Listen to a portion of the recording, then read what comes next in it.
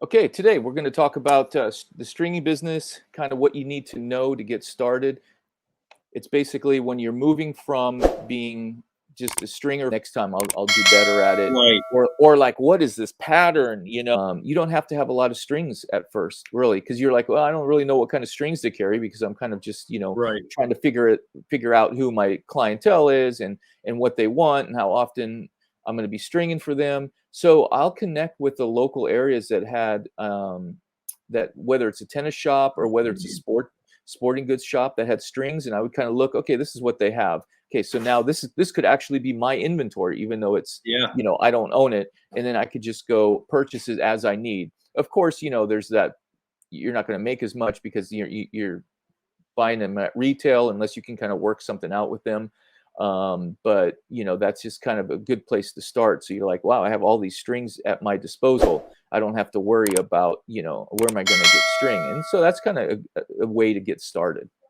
yeah, definitely. And you don't have a big stockpile of inventory that you may not ever get rid of, so it is a good way to do it. And a lot of times what I've found also is if you find out what are the most popular strings out there, in many cases you can sell that on to someone else, even if they had a different type of string, as long as maybe they were in a multi-filament, maybe they were in who knows, whatever, Gamma Professional or Babylon Excel, and maybe you carry, Technifiber X1 biphase.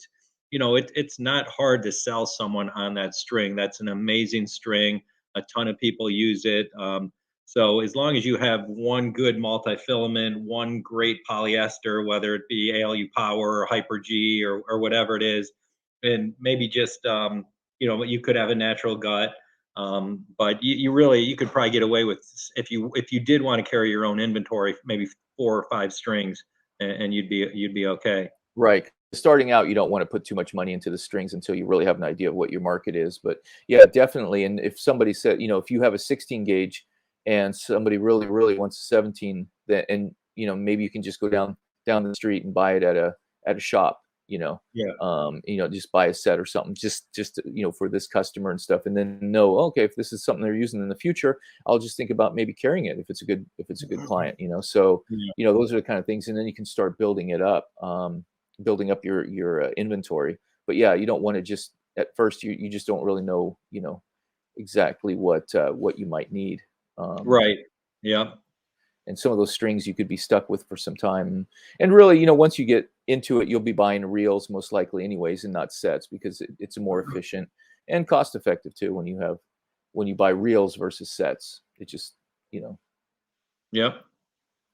Yeah. Absolutely. work smarter, not harder and stuff. So yeah, yeah. So that's kind of a lot of it is just getting that comfort level, right? When you first transition to the business side of stringing, and when you're starting to string for others, and you're gonna mess up, you're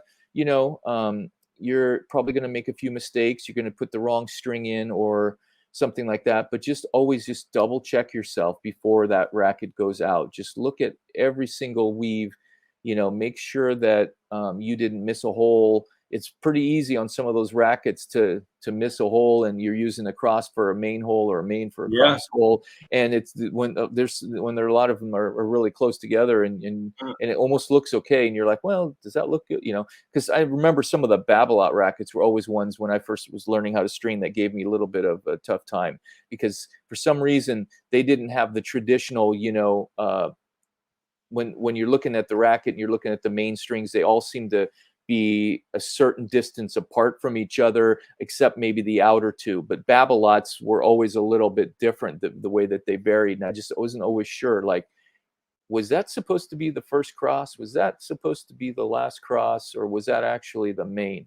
And so yeah, just really be sure of yourself there, and use some of those certifications and organizations that we talked about in the other video, because you can get a book that has all the patterns. There's resources online where you can get the patterns. You can have your computer out and have that support. And we're of course always here to um, help as well. You can always email Racket String Tips, and be happy to answer any questions on that. But Yeah.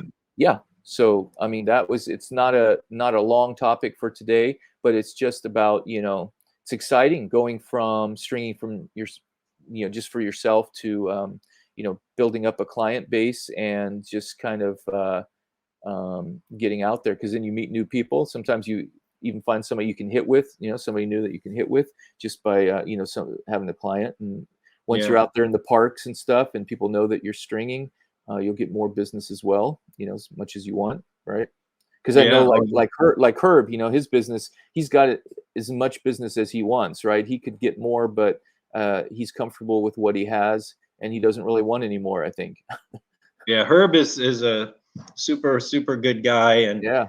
they're lucky to have him out there because he could probably charge a lot more than he does, and he'd probably keep just about the same amount of business he has. He gives those kids a really good deal, and he provides a nice service for the tennis community that he's in. Yep. Yep.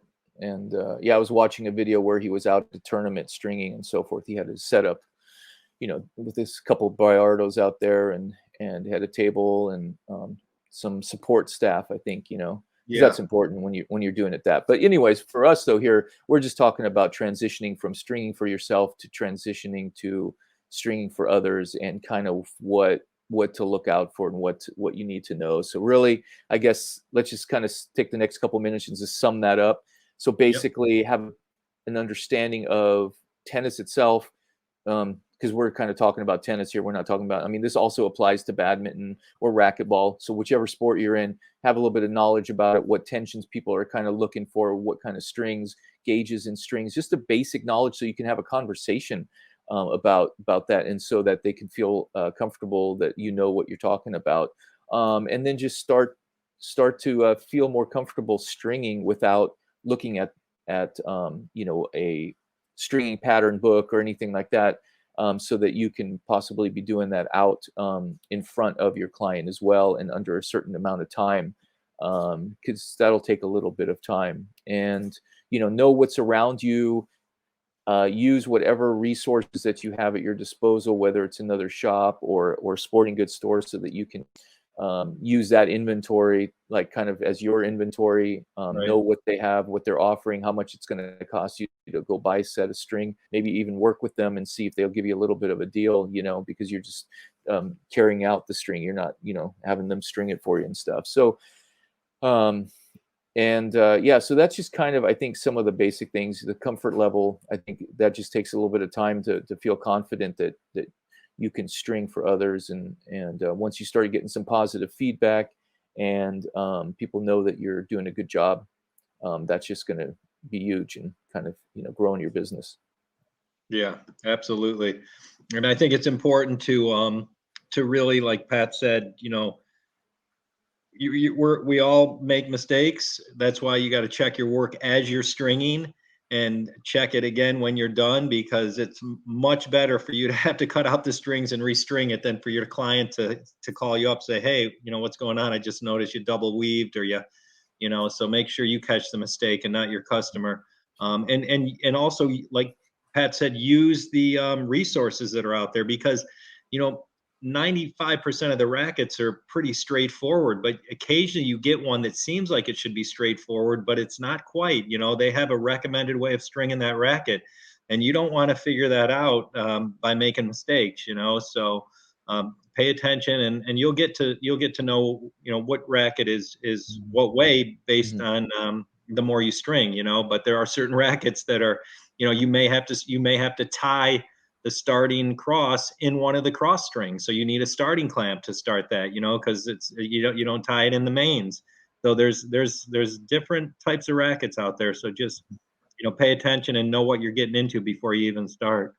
Yep, and I know we didn't touch much on the actual machine and so forth, but get comfortable with your equipment, with your machine, with your stringing tools, whatever that you're going to be using, and that's also going to be important as far as being proficient in what you're doing. But yeah, so from the stringing business side, that general knowledge, that's what we wanted just to kind of convey, and send that information out to the viewers here, and just watch for future episodes as we continue to kind of touch on all the different aspects of the stringing business. And yeah, so that's it for today.